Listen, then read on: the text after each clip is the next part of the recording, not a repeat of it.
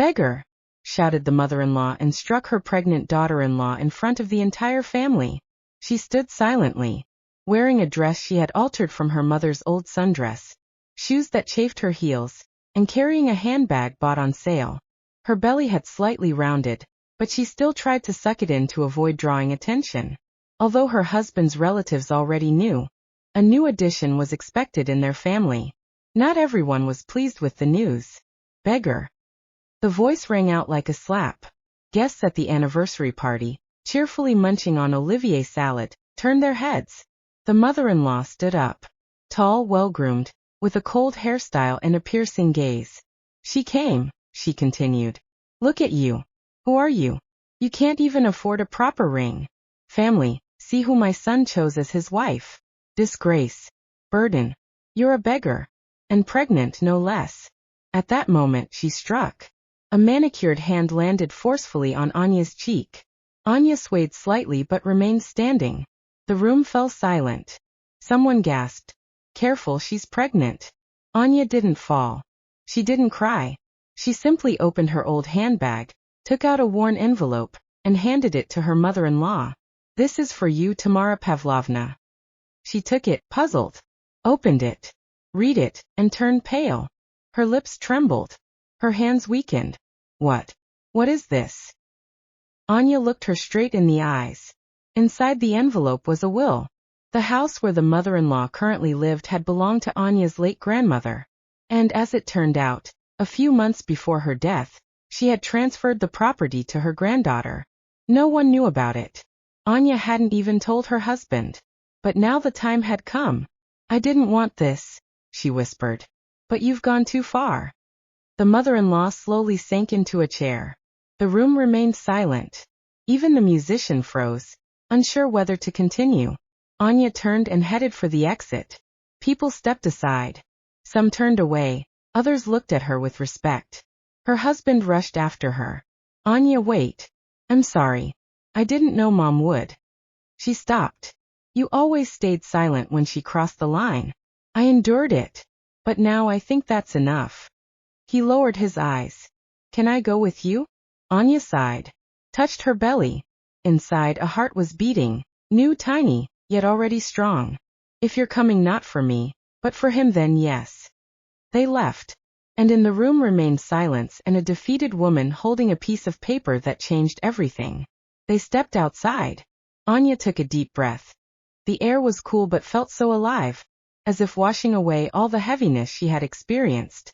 Her hand still trembled, from the slap, from emotions, from words stuck in her throat. Igor walked beside her, confused, like a boy caught in betrayal. "I'm sorry," he whispered again, as if that word could suffice. Anya remained silent. They reached a bus stop with an old bench. She sat down carefully, supporting her belly. The baby inside seemed to sense the tension. He quieted. "I didn't know Grandma had transferred the house to you. Why didn't you say anything?" Igor asked cautiously. "Because I didn't want to divide you. I knew if this came out, a war would start. And I believed love would prevail. That you'd stand by me, protect me, that you were my husband." He lowered his head. "I was afraid of her. You can't imagine how oppressive she is. All my life. And me? Was I not afraid? Yet every day I force myself to smile, cook borscht, clean her room, listen to her say not good enough. All for you. For us." Igor sat beside her, reached out, but she pulled away. "I'm not sure, Igor. Not sure you're the one I want to face childbirth, sleepless nights, first steps with. I wanted a family, not a courtroom between mother-in-law and daughter-in-law." He remained silent. That evening, Anya was back home. Alone. In the apartment she had rented before marriage. Peeling walls, a tiny kitchen, but peace. And no one whispering behind her back. "You're nobody here." The phone rang. She didn't answer. Only at midnight came a message from Igor. "If you allow, I'll start looking for our new apartment tomorrow." 1. "If you allow, I'll start looking for our new apartment tomorrow. One where no one will hurt you. And if I have to, I'll leave my mother's house. Just say the word." Anya didn't reply. She cried. Quietly, without a sound. These were tears of release. 3 weeks passed. She never called her mother-in-law again. Igor really did rent a cozy apartment on the outskirts. He came every day, brought food, worked on repairs, tried to earn forgiveness. But Anya still had doubts. One evening, she went outside, to stretch her legs. On a bench sat an elderly neighbor, the one who always smiled and said hello. "Are you from apartment 14? She asked. "Yes." "Pregnant, huh? Congratulations. I just became a grandma. Lost my son and my daughter-in-law. Well, she wasn't an angel either. But I offered her a hand, helped. And now I look at them and think, how glad I am I didn't judge her back then." Anya looked into her eyes. There was something peaceful in them. A few days later, Igor came again. He held a plush teddy bear and an ultrasound photo. "A boy. You said you felt it, and you were right." Anya took the photo, gazed at the screen. Those bright little spots, the outlines of tiny hands. "If you don't mind," she whispered, "let's name him Vanya, after Grandpa." He smiled, and knew a chance had appeared. A month later, Anya went into premature labor. It was night, the wind howled through the windows, and the lights flickered like in a horror film. She was alone. Igor had gone to visit his father for a couple of hours to sign some papers.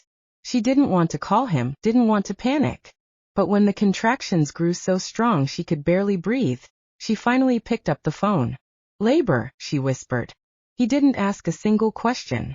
Just 8 minutes later he was at the door. In a soaked t-shirt, holding keys, his voice hoarse. "Let's go. Hold on. Everything will be okay." The drive to the hospital was a blur. She clutched the car armrest, groaning in pain, and Igor held her hand to his chest, repeating, "I'm here. I'm sorry. I'm sorry for everything. Just hold on." Labor lasted 14 hours. The doctor said, "Weak cervix. We need an emergency procedure." In the hallway, Igor nearly collapsed. When the nurse came out and said, "The baby's alive. Mom's conscious," he cried. Truly cried. In the hospital room, Anya lay pale, within 4. He approached, stroked her hair. She opened her eyes slightly and gave a faint smile. "Our Vanya so tiny." He kissed her forehead. "And you're so strong." 3 days later the mother-in-law came. She brought a big bag with supplies, food, baby clothes. But her eyes were lowered. For the first time, she didn't try to command, didn't hiss, didn't look down on anyone. "Anya," she began. "I'm sorry. I didn't know the house was yours. If I had known, I wouldn't have humiliated you like that." Anya looked at her calmly. "And if it hadn't been mine? Then it would have been okay to humiliate? To hit?" The mother-in-law sank into a chair. "I always thought you took my son from me, that he no longer belonged to me. But now I see, you gave him something I couldn't. Gentleness. Responsibility. A family." Anya said nothing. "Please at least let me be a grandmother. I'm not asking for forgiveness. I'm asking for a chance." Anya looked at her for a long time, then quietly said, "Chances are earned. Not by blood, but by actions." The mother-in-law stood, approached the cradle, and looked at Vanya. A tear rolled down her cheek. "Actions," she whispered. "I'll try." 6 months passed. Anya still didn't live with Igor. He came every evening, took Vanya for walks, brought groceries, paid the bills. He didn't demand anything. He didn't beg. He simply was there, nearby. And one day Anya noticed, she was waiting for him. Waiting for his steps in the hallway.